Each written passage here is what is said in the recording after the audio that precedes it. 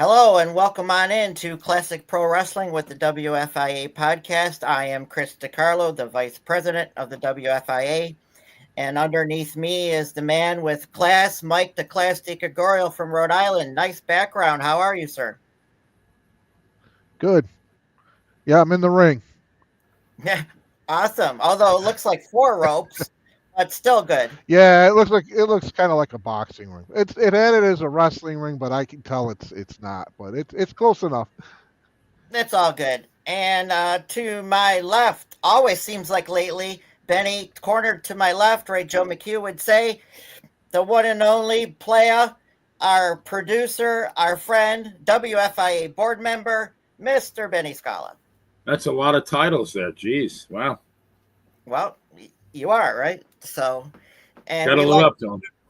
and we'd like to welcome everybody in to our live broadcast here on the Playa Entertainment Network here on YouTube. And where else can they catch us at, Benny? On Want Radio, right? Yeah, we're probably going to stream it to Want about 8:30 this evening Eastern time. There's another show on Want right now. And once it's done, I'm going to upload the audio and we'll be heard all over the world. Awesome. Oh, Very great. awesome. And we were scheduled to have a independent pro wrestler, Mr. Phil DeCarlo, join us tonight. Not related to me, like I said on Facebook, promoting this show, but I don't know if he's having some technical difficulties or not. If he comes in, Benny will bring him in, and if not, we're going live with it anyway. Um, so, guys, some AEW pay per view Saturday afternoon. NXT had a PLE. Um, Saturday night's main event, of course, is really the topic of discussion. Of course, with Goldberg and that, and then WWE Evolution was Sunday night. So a lot of wrestling last weekend. Um, so let's jump right into it, I guess. I don't always agree with, but they're going to train him how to wrestle. Jelly Roll, country music superstar, getting into the squared circle, Benny. Yeah, I'm not a fan of that kind of stuff. I mean, you keep uh, I'm just not a fan. It's something you never saw back in the day. I mean, Bruno Sammartino never, Tony Bennett never came in the ring to be, Bruno Sammartino's tag team partner. And there was a reason for that. Entertainment's entertainment, wrestling is wrestling. I know the curtain's been peeled back, but I mean, to me, it's a terrible disrespect because this guy, Jelly Roll, I mean, he looks like a Jelly Roll. And it just says to me, like anybody that looks like a Jelly Roll can now be a world-class professional wrestler. I think it just sends the wrong message. Or learn the business in less than a month, too. Right. So. Yeah. And then also, although I know they're building up, they're putting them in SummerSlam, big tag team event. Now, SummerSlam is starting to be a 2-night event this year. I'm surprised at that. I'm not a fan of that. Like we talked about months ago, WrestleMania was always 4:00 Eastern time, right? They can even go back to make it a 1-day, many hour event. I'd rather see than a 2-night event. But anyway, yeah. And then of course, Seth Rollins. Now here I am. I believed it was playing possum, as they would say in the wrestling industry, but he really was hurt, hyperextending that knee, and then I guess there's really is a torn MCL. I heard, so he's going to be out for a while now. He's had a lot of problems with that knee over the years. I mean, he had to step down when he was the champion initially. He had a nice run going. I think he was going to do a buckle bomb to Kane, if my memory serves me correctly. And you could see right when he, lifted him up, you saw the knee bend at a very unusual angle, and that was it. And he was out for, I think, about 8 or 9 months. And I know over the past few years, he's had on and off knee issues. But, I mean, this is what happens when it's the same thing to me with pitchers in baseball. Back in the day, you had a guy like Bob Gibson or Juan Marichal, Tom Seaver, all these guys. They throw 40, they start 40 games a year. They pitch, 25 complete games, throw 300 innings year after year, and they keep doing it. I don't think any pitcher in Major League Baseball right now has a career total of 25 complete games. The wear and tear, you're right. Yeah, but back then they pitched. Now, it's that 100-mile-an-hour fastball, and you can't do that 100 times a game without it, breaking shit down in your body. Yeah, and not only not just Seth Rollins, but a lot of injuries. That's why they say never do this, never try this at home, right? There's a reason for that because you seriously can get hurt. They're doing things that were never done. Of course, back in the day, you had injuries. I'm not like Bruno, Davey O'Hannon, to bring up a name who's going to hopefully be a future guest. I always joke with Davey that he's going to get a plaque from the AMA for helping keeping him in business. He's had so many damn surgeries, but but that was more like the surgeries he got or Bruno got after Bruno retired, more just the gradual wear and tear over years and years and years. Right. And back then, those rings were very hard and unforgiving. Bruno said when he came back in the mid 80s, he said, this ring's like a trampoline. He said, I could have wrestled 400 days a year if I had this back on my prime. But, they're doing a lot of risky maneuvers now. And, when you take risk, there's going to be a lot of injuries. So, it looks great when it happens. Although, Rollins, what did Rollins do? He just missed he came up the top rope and he just landed the wrong way. It was like a backflip or something, and he came down on it. Looked like I thought he hyperextended it, and he went in the corner. But of course, I believed he was playing possum because he called Heyman over, and then the ref got involved, and somebody else came down. But then he got up, and LA Knight did his move and got pinned 1, 2, 3. Now we know Seth Rollins really don't want to get pinned, which I thought was odd. And then to find out he really is hurt with the torn MCL. So it was legit. But of course, as wrestling fans over the years, there's where our mind goes to, right? As Monsoon would say, they're playing possum and we think they're faking, but really this time was not faking. So I guess nowadays you never know if they're hurt or not. But also, let's give credit to back in 97, 98, Triple H, WWE head now, Paul Levesque, torn quad and finished the match and then some, and then went off and had surgery and was out for months. So I got to give somebody like that some credit. Yeah, definitely. I think. No, I think that's no, that's okay. As far as the injury goes, there's been pictures of him on crutches. So to me, it seems like it's a legitimate injury and not a work at this point. So we'll see what happens with him and how long he's going to be out. And it looks like Roman Reigns came back. So he came back on the most recent Raw. So maybe he's going to be more involved in some matches. We'll see. Benny, you were saying? Yeah, I still I'm just so skeptical. Even though he's on crutches, and even though I still sometimes wonder, is it a work? But I just can't see him taking that clean pin to LA Knight that way. I can't imagine that it was scripted that LA Knight was going to win that match, because LA Knight really hasn't. He's a good performer, but they really haven't given him a lot of signature wins lately. And I with Rollins being the Money in the Bank holder, I can't imagine him dropping a match like that. Yeah, well, you would think he's gonna. Here goes another surgery, and then out for months before he's got to be back before that briefcase. 1 year, right, to cash it in. So June of 26, they said. Yep. So we'll see what happens there. But anyway, yeah. So Goldberg at home in Atlanta. I thought it would be the Georgia Dome, but it was the arena. And good to see some WCW Hall of Famers in attendance there. They mentioned, but again, here we go. I didn't think Goldberg would lose his retirement match. Maybe that was the plan. I don't know. But because we built it up as scenarios, right? If he did win the belt, they could put it up for a tournament, or he would drop it to somebody, quick and then retire. But retired on a loss at home. And then what I was pissed off about as a fan was that they cut his speech on, which Saturday night's main event was live on NBC. What was another 10, 15 minutes, right, to hear him talk? But no, they cut it. I was more pissed off about that than him losing, actually. What do you guys think?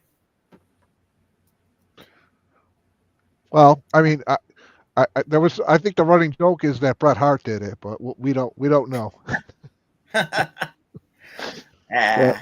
Yeah, but it's no, it was unfortunate they cut him off from the speech, but I don't know if that had to do with TV time. Who knows? But I've seen where they've gone over, which was kind of a surprise to me. I don't know, to do that to a veteran that's been involved with WCW and WWE and WWF all this years, and for them to do that to him, I thought was unfortunate. I mean, I didn't see the match, but I heard it was a very good match. It went about 15 minutes, if I'm not mistaken. Longer than I it's thought just it would too bad. go. Yeah, they people were thinking it wasn't going to go long, but he was in great shape. I also think that this had a lot to do with introducing his son too, because he's got a son that's I don't know if he's part of the program, but a younger son that's actually wants to wrestle, and he could probably be a very good wrestler in time. I mean, look what happened with Braun Breaker. I mean, he comes from a good lineage, so as far as that goes, and he's somebody we could see in the future. Maybe we'll see. What do you think about that night, Benny? I think they had to adjust on the fly. I'm not sure if that was really supposed to be the ending, that he, because it was very anticlimactic, being put to sleep like that. I didn't like that. I mean, I agree with Mike.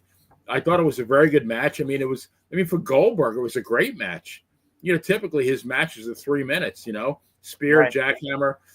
They actually, I didn't really understand why he laughed at Gunther's chops. I think he actually went on record and apologized for that. I think he kind of did that, like he broke character when he did that. He didn't mean to do that. I got a kick out of it, but I did want Gunther to win. I kind of, in the back of my head, the way I thought it was going to end was Goldberg was going to win somehow, but then Rollins was going to cash in. I was thinking that, At least Goldberg could say, I won the title on my last night in wrestling. So you'd still give him that championship reign, even though it's only for like 4 minutes. At home. I don't know if that was supposed to happen or not. But once Rollins got hurt, I think that all bets were off as far as that goes. I was thinking the same thing, Benny. I thought maybe Goldberg would win quick. Rollins would come out, but then when he didn't come out, then of course I thought, what's going on? And he really is hurt, as we find out. But I thought they didn't do Goldberg right after the career, like Mike, the class mentioned, and then mainly to cut his speech off. And I guess it's on YouTube, I saw, but it was about 10 minutes. I mean, what's 10, 15 minutes on live NBC TV? They've gone over on everything, golf and all kinds of sports. Why not let the legend Goldberg built talk? But anyway. Well, I'll tell you what, though, I really, and Mike mentioned, I commend Goldberg. The guy is 58, and I mean, to be in that kind of shape at 58 years old is, and the guy, I've never seen the guy out of shape. So to maintain, he broke in 96, 97. I mean, he's maintained that physique for like almost 30 years now.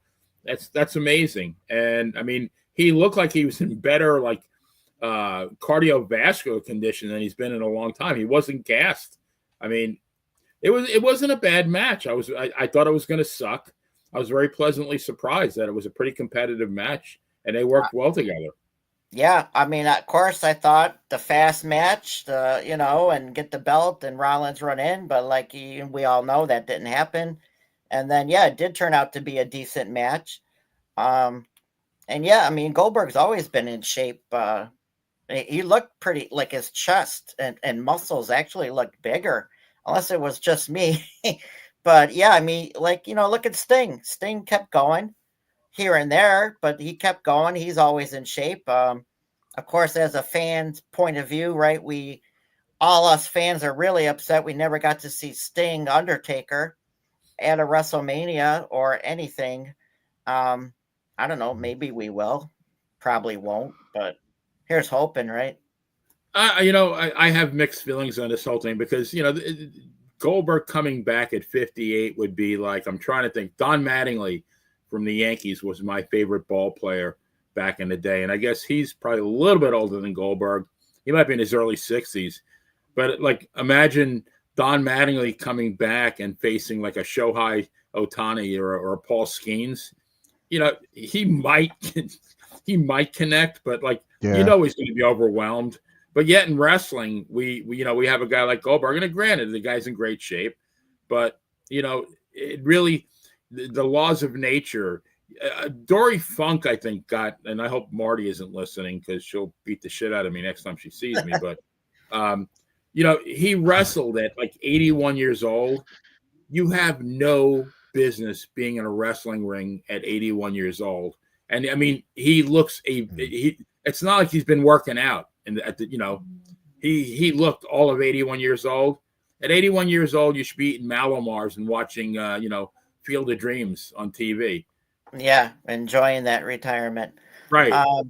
Yeah, I mean, I agree with you on that one. And then, of course, Flair's last match was not the greatest.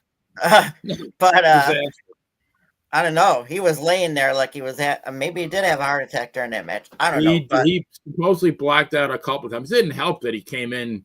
He said dehydrated, but too much alcohol.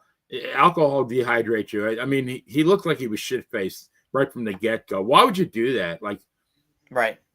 And then the bleeding. Cut yourself too on top of it.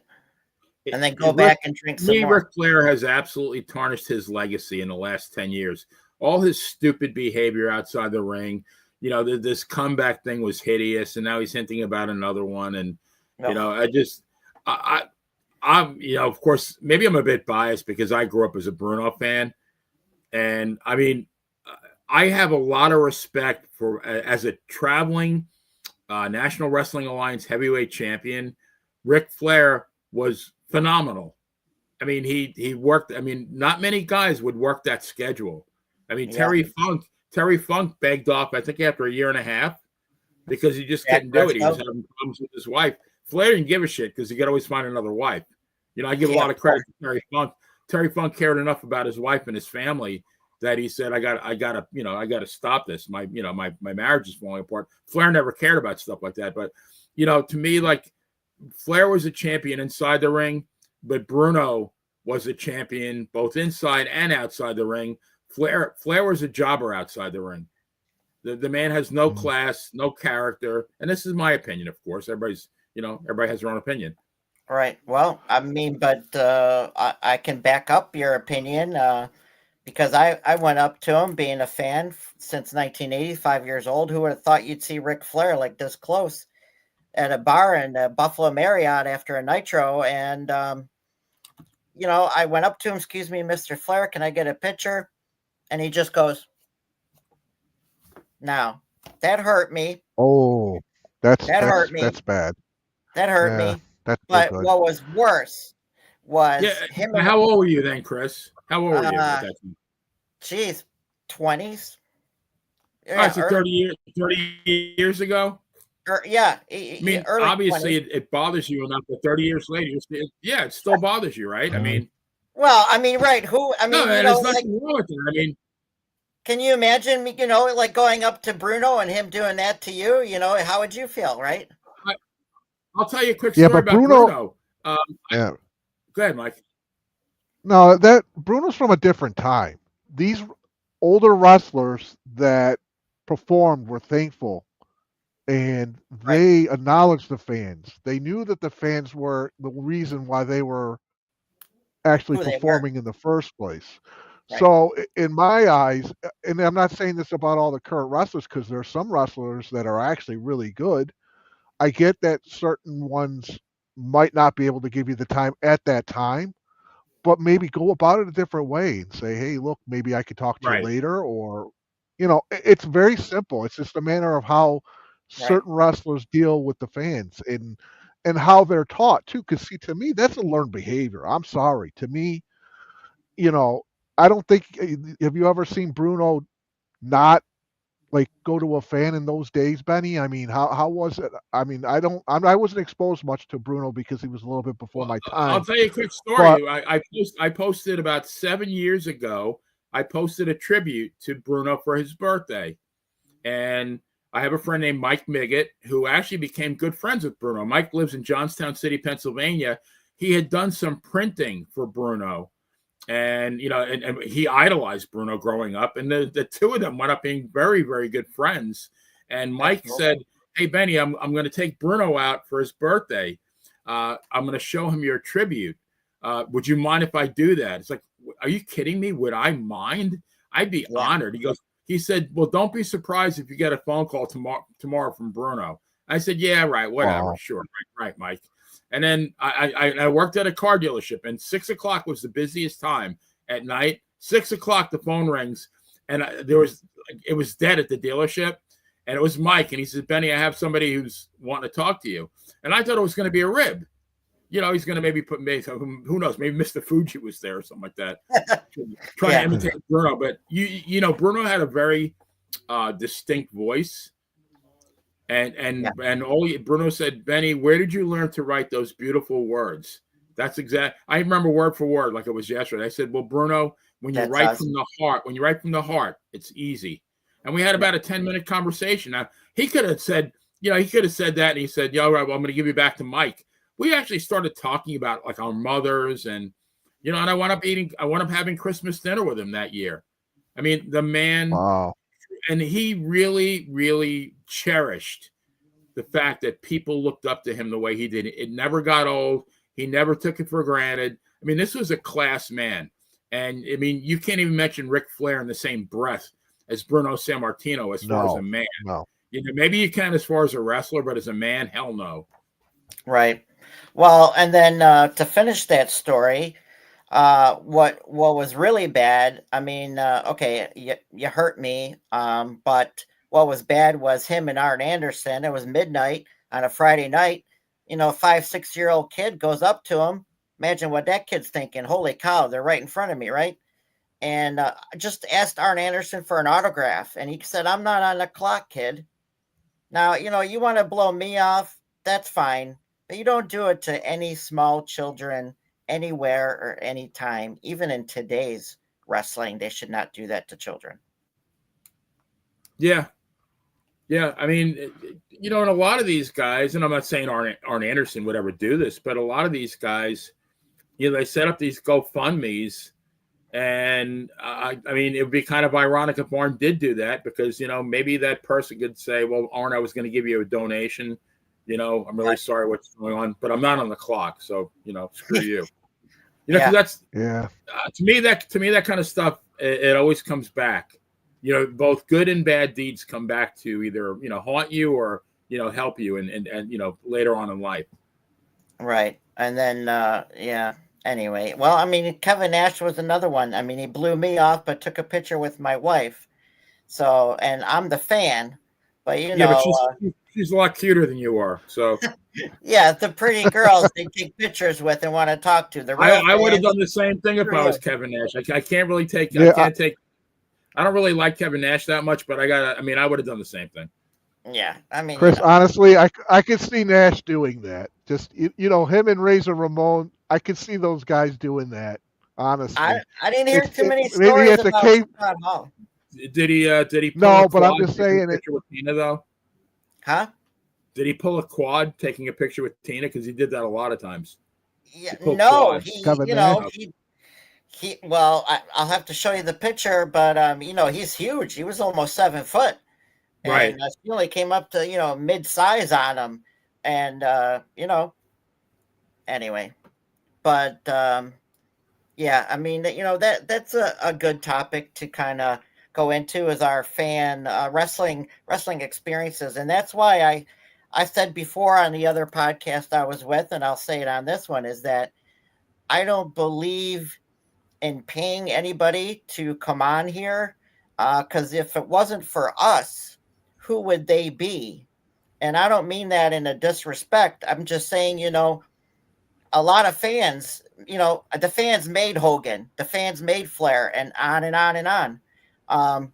So, I had a couple bad apples, and I won't mention their names, but for the most part, we've had some great guests and great relationships, and hopefully, I'm trying to get our first female former wrestler on the show sometime here.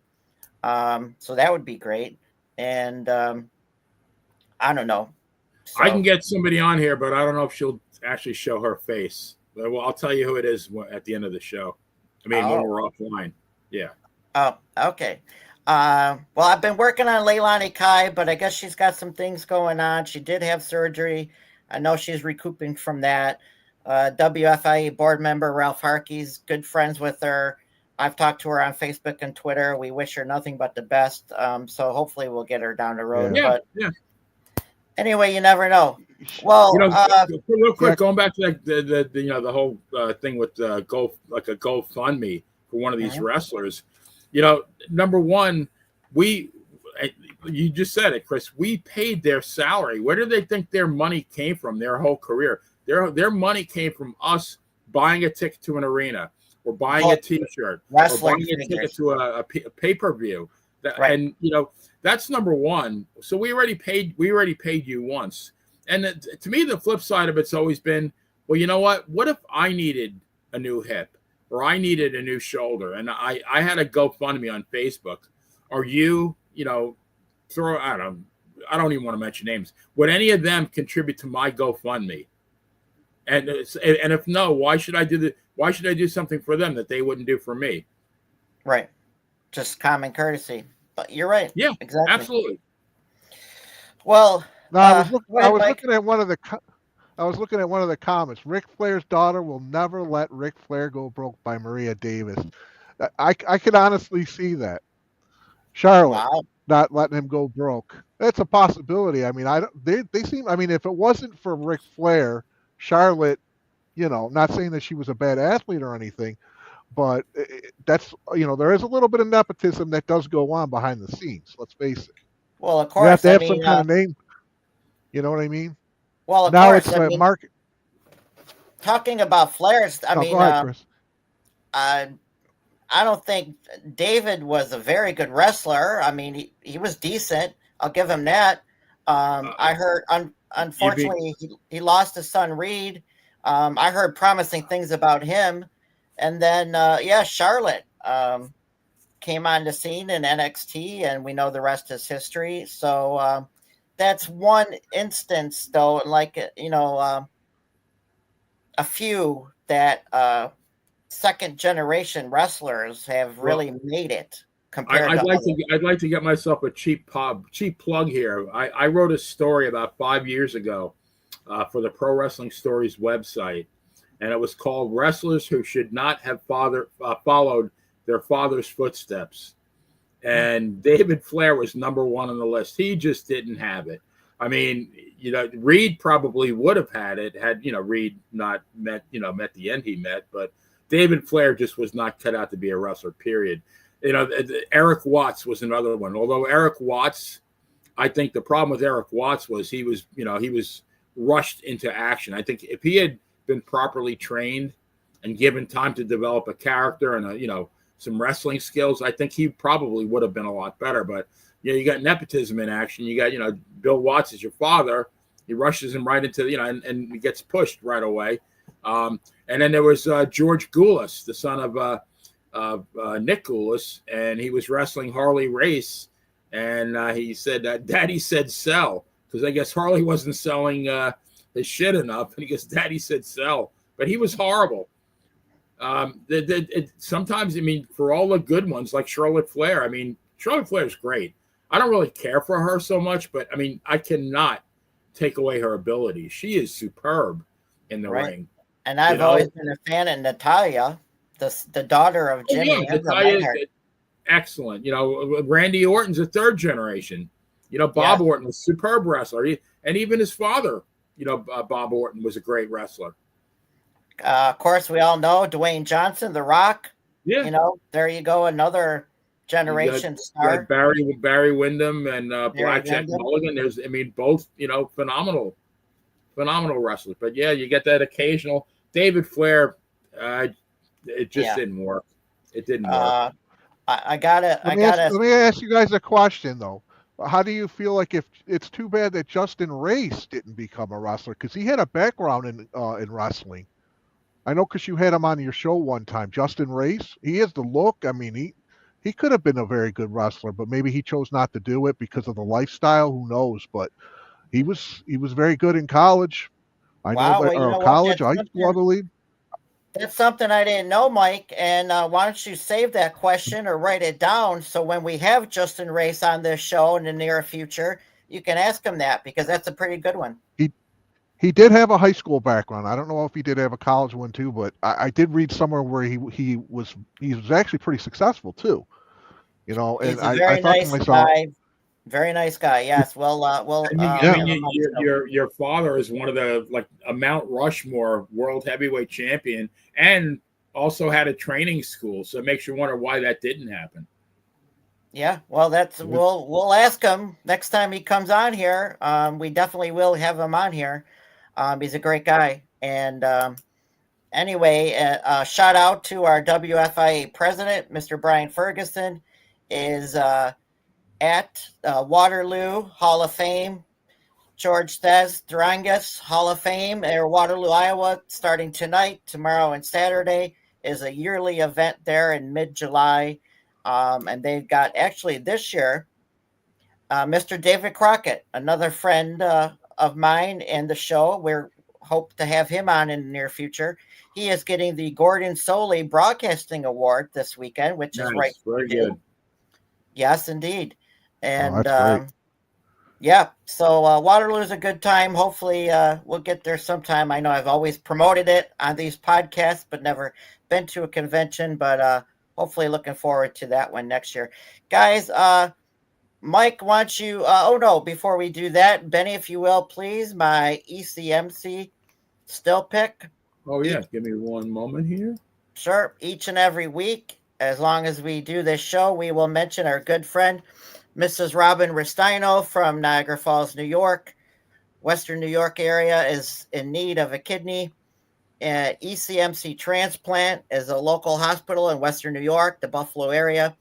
But anybody from across this country can reach out. Area code 716-898-5001. Blood types are A negative, A positive, and O to match her for a kidney donation. And hopefully sometime soon this year, she'll get that kidney she needs. And Mike, why don't you turn it over to our independent wrestler of the week, please? And I believe we have a clip of that, don't we, Benny? Do we have a clip? I don't know if we do or not. I think we have a clip of Phil DeCarlo. Oh, no, I think we did a clip of our independent wrestler of the week. But if not, Mike, go ahead with them. Oh, this week's independent wrestler of the week is Kevin Lockwood. West Coast Pro, and he's out of Buffalo. Oh, Kevin Blackwood. I'm sorry. Yeah, he's currently the champion in West Pro wrestling promotion. An interesting fact about this promotion is Masa Slamovich, who is the current TNA champion right now. It came from that promotion. She wrestled in that promotion some years ago. That's one of the few promotions she started from. So, yeah, it's too bad we didn't have the clip. He's a pretty good wrestler. He's originally from Buffalo, New York. And he's like, I would say, like a cruiserweight, about 180, 190. So I mean, but that's the way wrestling's going now. There's not as many big guys anymore, and the guys that are smaller can really move. So yeah, I've got to but say, yeah, that's our indie wrestler of the week, Kevin Blackwood. This guy was definitely impressive. Checking him out there, making the clip, but he had a tremendous move. He would come off the top rope, and he with using his 2 feet right off the top rope onto people as like a finisher too. I mean, he very impressive. Maybe he'll go places sometime. And our military salute of the week. Salute to service. Go ahead. Absolutely. This week's salute to service is Craig Pittman. He served in the United States Marine Corps, and he spent about 8 or 9 years in WCW. And he had some pretty he had a couple of championship matches. He had one against Ric Flair. So, and then after that, he did some MMA, and then he still did some work on the indie circuit too after that. So, Craig Pittman, U.S. Marine Corps, is our. I liked him in WCW. I thought he was pretty good. Yeah, I liked him too, and I liked that they brought him in against Todd Champion. So it was like, a battle of the militaries that they represented, and then they had him go against people like Glacier, and I think I remember him fighting Flair, but I thought he was pretty good, and I am shocked. Pretty decent worker, good physique. Yeah. I mean, he was a mid-carder, so. That's the thing about our salute to service, or coming up in the coming weeks. We're going to see and hear some people you never know actually served in the military. So it's a pretty cool thing, and I know a lot of people out there like it. And of course, we'd like to thank our fans who check us out on of course, our home, the new Playa Entertainment Network on YouTube. Here, you can check us out. Please like and subscribe. Yeah, please. Yes. Definitely like and subscribe us, and bigger and better things always coming up. Of course, Benny, your crime show is great on Monday night, and of course, our buddy Nikita Brezhnikov, When It Was Real, that always is a great show. And I have my PSA of the week, please, sir. I was thinking it kind of coincides with the release of the newer Superman movie out last Friday, which I saw and is very good. Of course, a lot of people think, I think, the best Superman was played by this gentleman here, Christopher Reeve. And that is our PSA of the week, the Christopher and Dana Reeve Foundation. It's for spinal cord injuries, which he had being in the wheelchair right up until his untimely death. And, it's a sad situation, but hopefully people can check it out and donate to that and, help some people with spinal cord injuries, because you just never know. Our life is too short, and you never know what could happen at any time. Oh, yeah. And so that's our PSA of the week. Yeah. Christopher and Dana Reeve Foundation. And real quick, guys, what do you think? Who did you have agree Christopher Reeve as Superman? Benny? Go ahead, Mike. Go ahead, Mike. No, that's fine. I grew up with Christopher Reeve as Superman. They said the current guy kind of resembles him, and eventually I haven't seen the movie yet, but it looks pretty good on the most part. But to me, he was the best. As far as the one that that was a great cast. Margot Kidder and yes. And played Lex Luthor, who just passed away recently. That was, to me, those were the first 2 movies were excellent. As far as the Superman series went, it kind of got a little cheesy with the 3 and the Superman 3 and 4, but yeah, to me, Christopher Reeve was Superman, and he did it for many years, so that's what he was known for. Yeah, Benny is in that role. Well, I watched. I believe I saw at least the first Superman movie at the theater. I might have seen the second one. I think that was enough for me. I think he did a good job, but to me, I grew up watching reruns of the original Superman with George Reeve. And That's maybe a future true crime episode, because supposedly he shot himself, but I don't know. That one's been very, very controversial. But to me, when I think of Superman, that's who I think of. Yeah, I mean, I he go was back. He was the original, correct? Yes, sir. He was the original. Okay. Yes. Okay. I had heard about his story. It was pretty interesting. Even before that, though, black and white movie serials from the 30s, 40s, and 50s was Kirk Allen played Superman and was very good. And then the TV version went from black and white to color, and George Reeve played a very good Superman. Yes.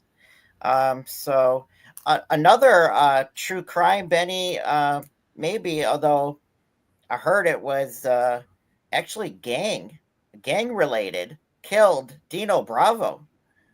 Yes, yeah, I've heard that. Yeah, something to do with cigarettes. So with cigarette trade or something like that. Yeah, it had something to do with cigarettes. That's all I remember. But yeah, it was definitely gang related. That is a good you mix wrestling and true crime. That's perfect. Right, and then of course there's a Gino Hernandez story that's kind of iffy. We already covered Gino. We covered Gino. We covered Chris Adams. We covered Benoit. We did a few of those. Oh, okay. Yeah. Okay. Wow. I believe we covered Snuka as well a while back. With Nancy Argentino. There's no shortage of shady things with wrestlers. Yeah. I mean, for the most part, though, it was drugs.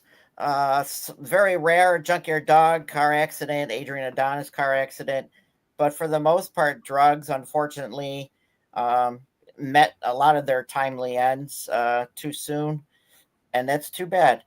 But anyway, well, we appreciate all our viewers and fans out there on the new Playa Entertainment Network, which we are live on right now, and you can catch us each and every Thursday night at 7 p.m. Eastern Time. And please like and subscribe. Also, check us out on Facebook and Twitter, soon to be Spotify. And guys, one quick tidbit I'm excited about. We're going to have the WFIA podcast T-shirt coming out in the next couple of weeks, and we'll push and promote that, of course. So. Again, thank everybody. Appreciate you, Benny, as well. Mike DeClass, take it easy. Take care. God bless. And we'll see you next week, guys. All right, I'm going to give a quick shout out to the people in the chat. Maria, of course, your wife, Tina, RJ Hudson, Jason Moaning. Who else we got here? A couple other people earlier in the...